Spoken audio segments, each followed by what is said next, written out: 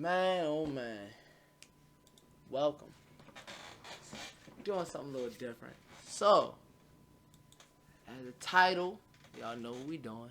Y'all already know what this is. So, we're doing Plays Horror Story Time. Yes, sir. Alright, back. So, that's the...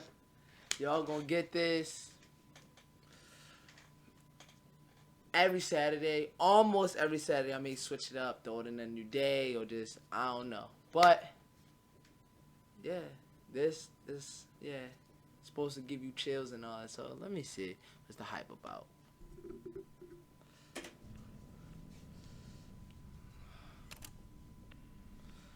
Shout out the Horror Stores Party. Horror Stores Party. Two true computer horror stories. I live alone in a small house in Canada. And this all happened about 6.5 years ago. I opened my front door one morning to go and get some groceries and found the strangest thing waiting for me outside. Lying on my doorstep was a small USB flash drive. Almost stepped on the damn thing. Who'd put that there, I thought. It was just your generic USB stick. No label or anything. No way to know who it came from. Right there. I would have straight closed the door. I'd throw it. Well, I did what anyone else would do. Took it inside and plugged it into my PC. Yeah, I wouldn't have did that. The device was full of pictures. In fact, nothing but pictures. Dozens of them. I opened the first one and clicked through them in order. The first few were just shots from around town, general places that I recognized. The fourth image was taken on our town's busiest street. In the image, the street was full of people, but there was somebody in it that caught my attention immediately. Me. The image showed me in amongst the crowd, just minding my own business. Well, this was a small town. Was it just a coincidence that I was in the picture? The fifth image had been taken on the same day. Again, it was taken in our town. Again, I was in it. The photographer was closer to me this time. Whoever had taken these pictures of me, I hadn't noticed them at the time. Next came several more pictures of me in various locations around town. Then, something more chilling. A photo of a house. Don't it look like my house. Family Guy? It was nighttime in the image, and the living room light was on. I clicked through to the next picture. It was another image of my house, this time taken even closer. Through the living room window, you could see me sitting on the couch, watching television. I could tell from the clothes I was wearing that it had been taken the night before. I had no idea that somebody had been outside watching me. I kept clicking through the images on the drive. Photo after photo of me inside my house, taken from just outside my window. Because it was so light inside and so dark outside, I was totally unable to see that somebody was watching me from out there. I couldn't see them, but they could see me, clear as day. Didn't even need to use the flash on their camera. Oh, okay. After 20 or so photos of just me inside my house, there came a real curveball. An image taken from inside my hallway. The man or woman or whoever was taking these pictures of me had been inside my house the night before. There were photos of my living room, now lightless and empty, obviously taken after I'd gone to sleep. Photos of my kitchen, of my dining area, my stairwell, and several taken as the unknown person ascended my stairs towards where I was sleeping. My brain started to run wild with thoughts about who had been following me. Had I wronged someone in the past? Said the wrong thing to the wrong guy? Was this just some weirdo who'd decided to target me? Were they armed when they came to pay me a visit? Whatever the case, somebody had come inside my house at night and taken pictures of all of the rooms, including my bedroom. The second to last photo was of me. So you don't feel no in one my bed, standing over totally top of you. oblivious You to the cannot person be in my that home. sleep. Someone to stand over The top of you, final you won't feel image it. was just of a handwritten note, framed in close-up. The message on it simply read, "Never hide a spare key under your doormat." I've since moved house. Thank you. I would have moved. I would have moved. You see? Yeah, so I see it. I would have moved. Smart.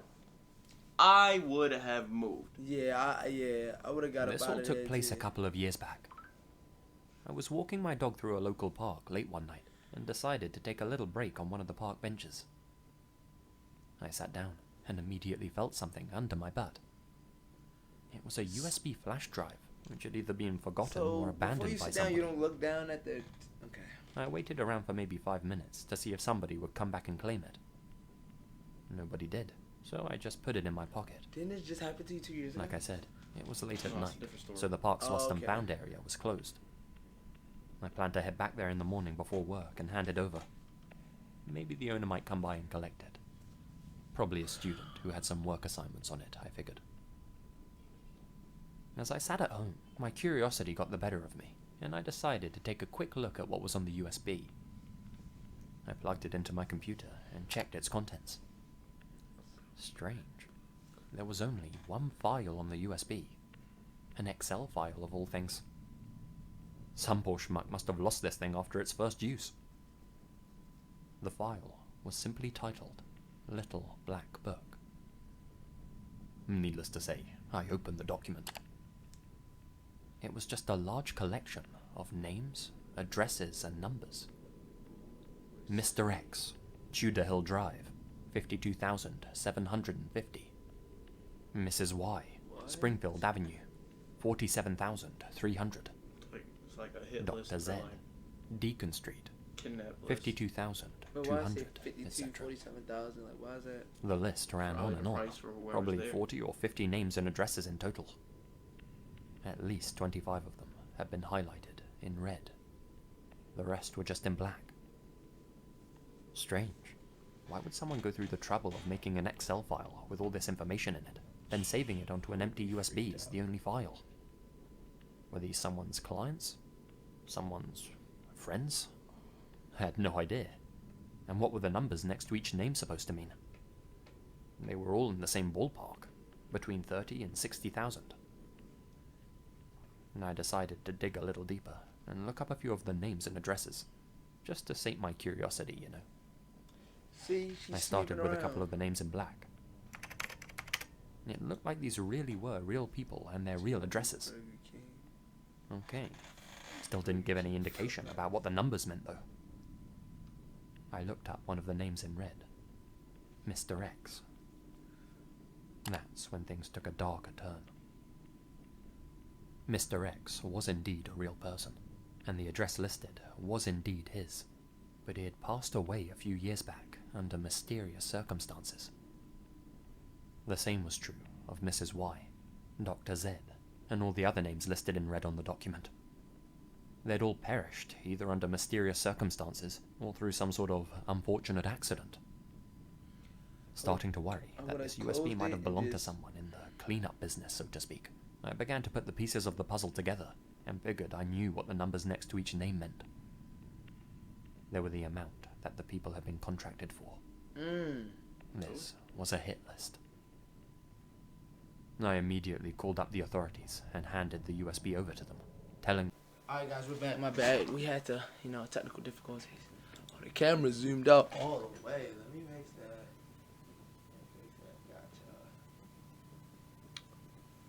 Gotcha. Alright, we're back with it. Let's finish this. and they took it from there, and I haven't heard anything else about it since. Had somebody left the USB on the bench intentionally for somebody else to come and collect? Or had it simply First of fallen all, out of the... I would have checked. It said my name was on there. Because the ones in red... I think she did. It wasn't nobody. It wasn't her name on there. Okay. Because the ones in red In are his the people pocket. that's already dead. I still don't know. Probably never will. But I'm glad that nobody came by that park bench during those 5 minutes I waited around. Right. It was dark. The park was completely empty. And the owner or collector really wouldn't have wanted that USB to fall into somebody else's hands. Yeah. Who knows what they might have done.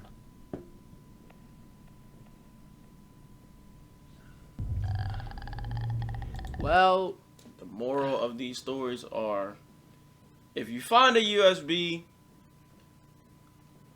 at your door or at a park, Don't touch them. Don't pick it up. Well, if it's at your house, if you saw it move.